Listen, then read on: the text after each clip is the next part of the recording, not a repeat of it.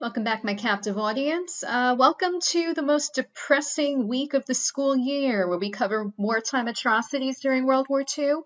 Today we're covering the how and the why of the Holocaust. So you're due now. Which group of people did Hitler and the Nazis identify as the scapegoat for Germany's problems after World War I? If you said the Jews or Jewish people, you would be correct. So how did this whole thing start?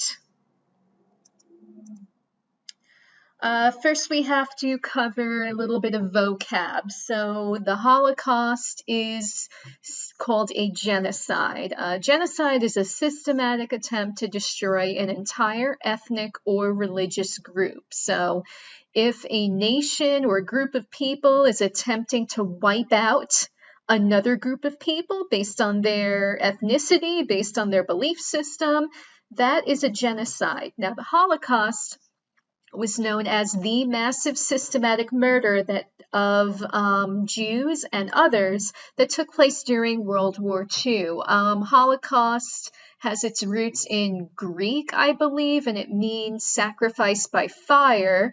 Called that because many of the victims, especially of the death camps, had their bodies burned in large crematoriums. So who are the victims?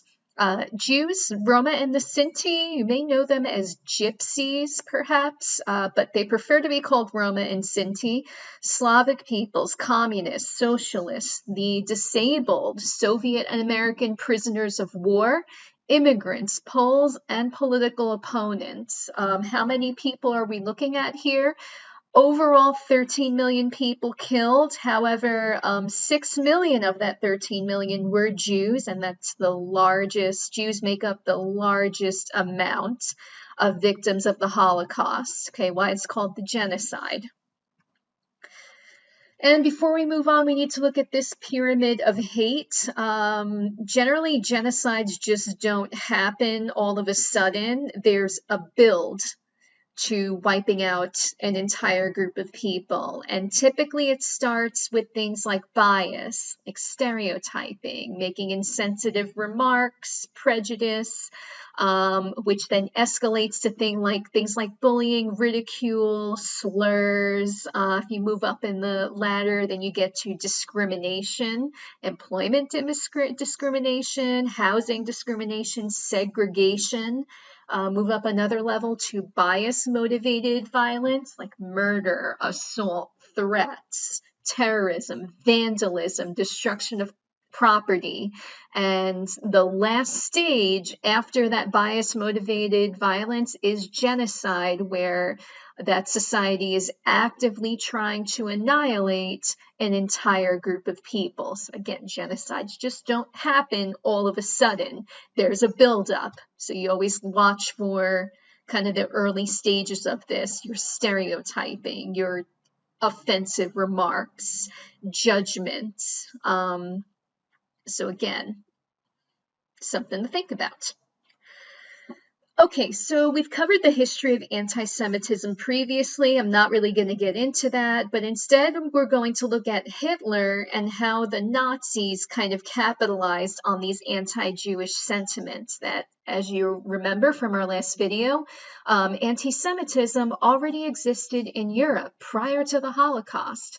So Hitler and the Nazis are going to capitalize on this by claiming that Jews were the reason that the Germans lost World War I. Hitler's going to claim that democracy and communism were Jewish inventions and against German ideals.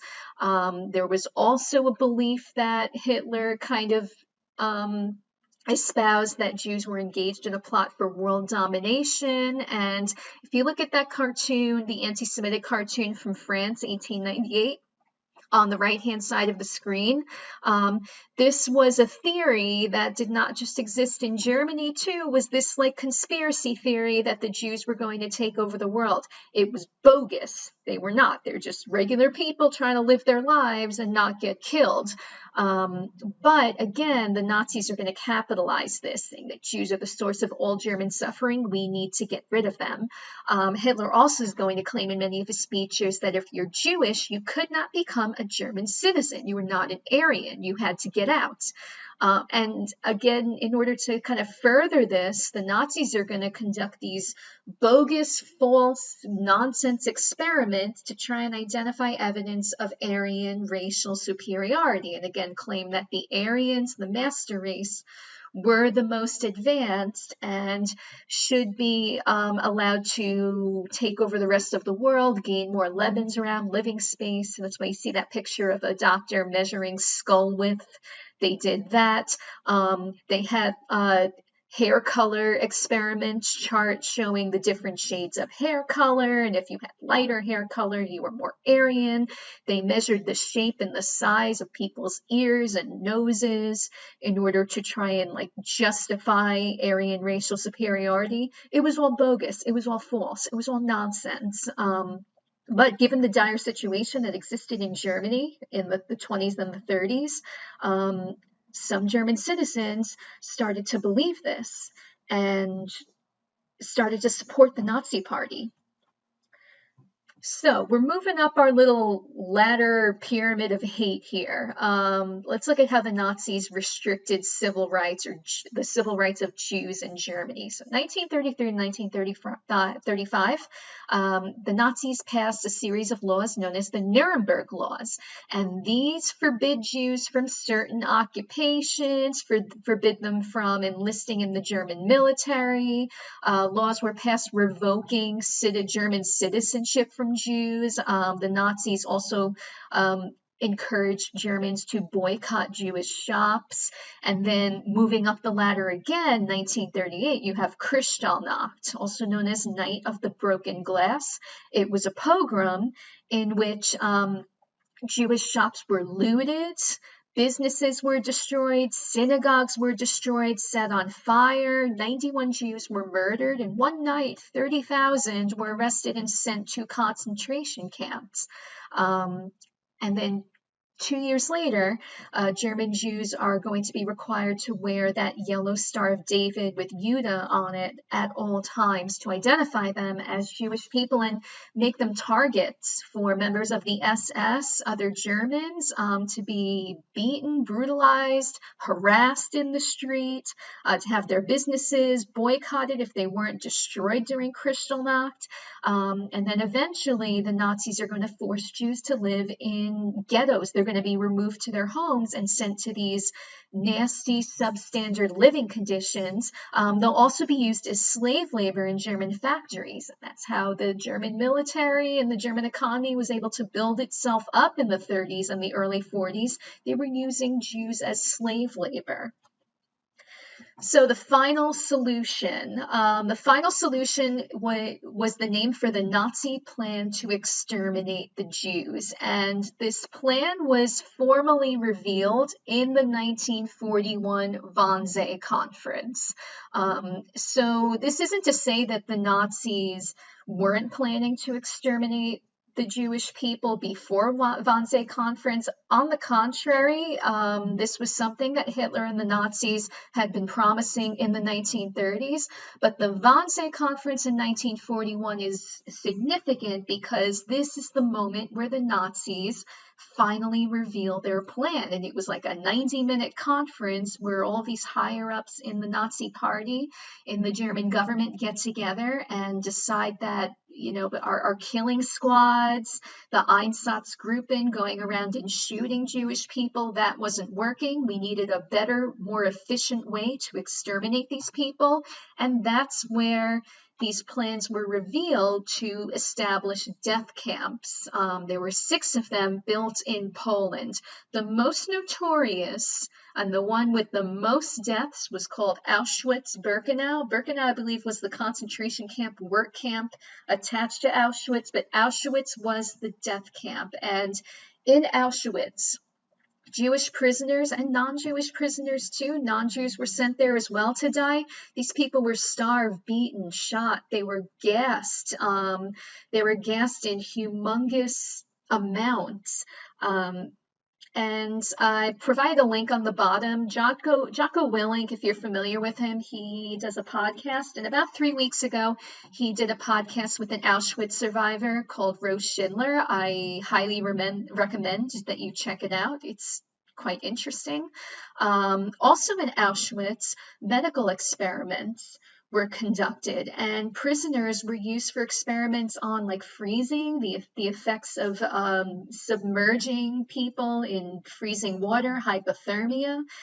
They were subject to experiments in low pressure environments where their lungs would just explode and they would die. The head doctor, Dr. Mengele, also known as Dr. Death in Auschwitz, did a lot of experiments on twins. He was fascinated by twins and experimented on them, especially young children. They would infect wounds with glass and dirt and then just study the effects of those wounds on the prisoners. They would conduct vivisections and operate on prisoners without any anesthetic. So it was a horrific, horrific place. That picture on the bottom right are the gates of Auschwitz where the prisoners would enter through. And the German government and the Polish government has left Auschwitz standing today. You can go there and visit it and look at this piece of history. However, though, recently a bunch of idiots have been like taking selfies in Auschwitz when they visited there. Please don't do that if you go to Auschwitz. It's in bad taste. But go there to remember the over 1 million people that died. Horrific place, but left standing so that we can look at it and remember, and hopefully not do anything like that ever again. So resistance. Was there resistance? Yes. Jews, Poles, partisans, prisoners did try to resist the final solution, the Holocaust. One of the more well-known forms of armed resistance was the Warsaw Ghetto Uprising. And this was an uprising, armed uprising of Jewish inhabitants in the Warsaw Ghetto in Poland. They were able to smuggle in weapons, guns, bombs, and they fought against the Nazis to resist the Nazis' effort to move the ghetto inhabitants to death camps. So casualties, 110 Germans, Nazis, were killed. However, 13,000 Jews were killed. But the act of resistance is significant, I think, just to show that did people fight back? Yes, they did. They fought back quite tough. There was also non-Jewish resistance. Some people hid Jews in their homes to kind of save them from being sent to death camps, concentration camps. And Anne Frank would be a good example of this. She and her family were hidden from the Nazis. Sadly, if you're familiar with the story, they get found out close to the end of the war and get sent to a concentration camp. I know Anne got killed at the camp. I believe her father survived, though. There's also partisans who fought against Nazis and their collaborators. I've got two kind of interesting partisans for you on the screen here. Freddie Overstegen was a Dutch partisan, and she fought against the Nazis when she was 14 years old. She would shoot at them from her bicycle. She and her friends would disrupt German trains by blowing them up with dynamite, blowing up the railroad tracks. She would lure Nazi soldiers into like quiet areas, like flirting with them, and then just shoot them. So Freddie Overstegen, who wound up surviving, and that little picture of that nice lady with the fantastic red outfit on the bottom, that's Freddie as an older lady. So good on Freddie, member of Dutch partisan, survived the war. The next partisan that you should remember is Zinaida Portnova. She's Polish, and she worked inside a Nazi cafeteria in Poland, and her form of resistance was to poison the Nazis that ate at that cafeteria. And they suspected her of poisoning them because many were getting sick, some were dying, and they first sat her down and made her eat the poison food to, kind of find out whether or not it would be poison. She ate it and then walked home completely sick, throwing up, vomiting all over the place, managed to survive that. The Nazis didn't suspect anything after seeing her eat the food. So she went back to work, still poisoning Nazis, and then ultimately was found out once again, was sent to get interrogated, killed her interrogator, killed another Nazi guard. Like she stole their guns from them and killed them. She was like 17 years old or something. And sadly was later found and shot by the Nazis, but she was able to take a lot of them with her before she went down. So good job, Miss Portnova. Sorry you did not survive the war, but good job nonetheless. What about the final stages of the war? So after D-Day, after 1944, the invasion of Normandy takes place. The Germans kind of see that they're going to lose the war, and in an attempt to conceal the crimes and conceal the death camps, the Nazis made the prisoners abandon the camps and marched them, many on foot, into Germany. And these were called death marches because many of the prisoners just died along the way of the cold, of the starvation. They didn't have boots, they didn't have warm clothing. Again, this is an attempt to conceal the genocide that had taken place.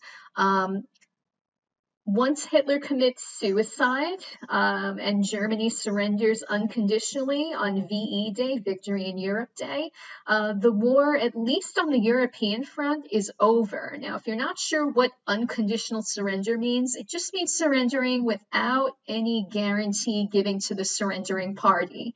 So you surrender, you could get shot, you could be completely taken out of power, you could get thrown in prison, you could get occupied. That's the meaning of an unconditional surrender. You're not being given, you're surrendering without any guarantees of survival or fairness. But Germany did surrender unconditionally after Hitler committed suicide and after the Allies make their way into Germany. So the Allies enter Germany and Poland, and they see all of these atrocities that took place during the war. They see the death camps, they see the concentration camps, they see the piles of corpses and bodies and the prisoners that are just emaciated and look miserable. So in response to this, one of the generals, the general for the United States, Dwight D. Eisenhower, ordered German civilians that lived around the concentration camps and death camps to walk through the camps, observe the mass graves, just so that none could deny that this happened after the fact. So that picture you see on the bottom is a group of German civilians that are being made to walk through the camps and just see the piles of bodies. Again, so that they could see what actually was going on and that they could not deny it later. Picture on the top shows a bunch of children prisoners. I believe those are Auschwitz prisoners that actually survived. They're in those big prisoner adult-sized coats. And then the one on the upper right is a group of liberated prisoners trying to take down that big Nazi swastika and eagle. And good luck to them. Knock down that Nazi iconography.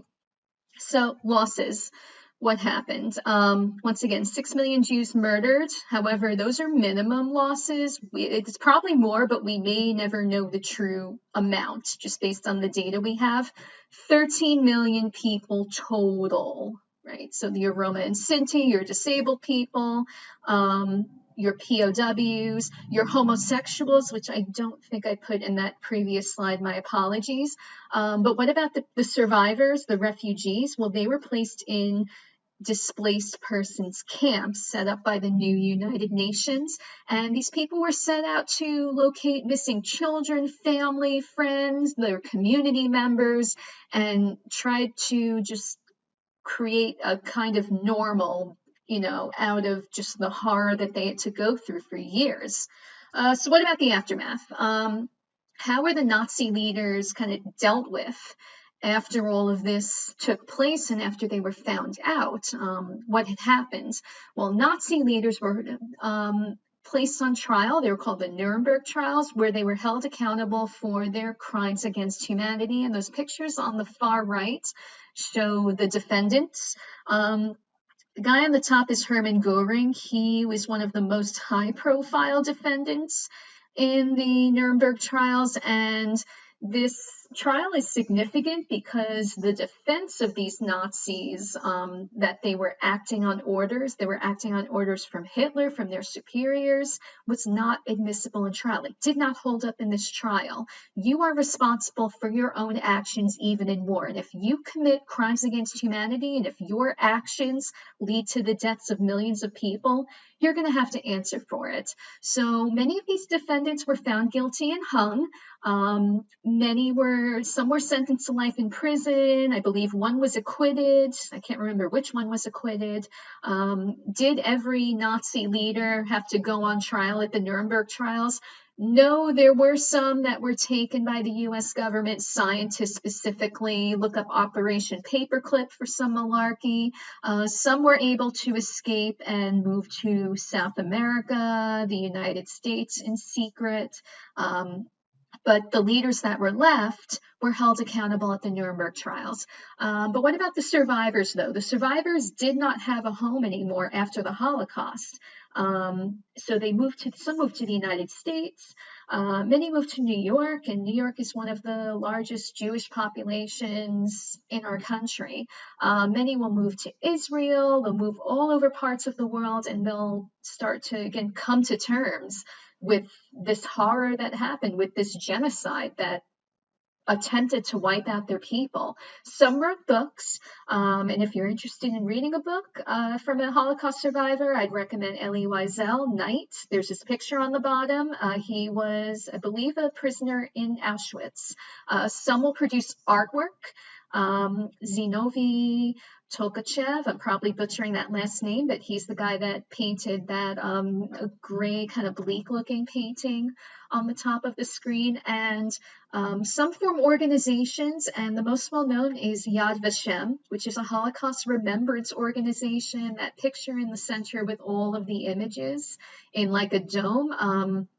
That's from their organization. So it's a World Holocaust Remembrance Organization, and they give the Holocaust survivors a way to reconnect with each other, and also to just provide awareness and history of this, because we don't ever want to forget that something like this happened and forget all of the people that died and were murdered. So what you're going to work on now is an activity on Eyewitness, the Eyewitness platform, and it's called Arrival at Auschwitz. It's an image analysis. So check Google Classroom for the link and key code instructions to make your account. Complete all work in the activity. Read the directions. You're not going to turn in anything on Google Classroom. All work is to be completed in Eyewitness, and if you make the account, it'll save your work, and I'll be able to see it and grade it later. So I apologize for the kind of depressing topic today. Go, I don't know, go do something nice for yourself. Go eat a cookie or something. I was going to say go hug someone, but we can't do that right now. Social distancing. So go do something that makes you happy, play a video game, read a comic, do your nails, do your makeup. I don't know what you're into, but I apologize for kind of the depressing content this week, but it's important that we cover this, and it's important that we learn about this. Check out that Jocko Willing podcast. If you've got a couple of hours free, you should. I highly recommend you look at that, and I'll see you on the other side. Have a good day.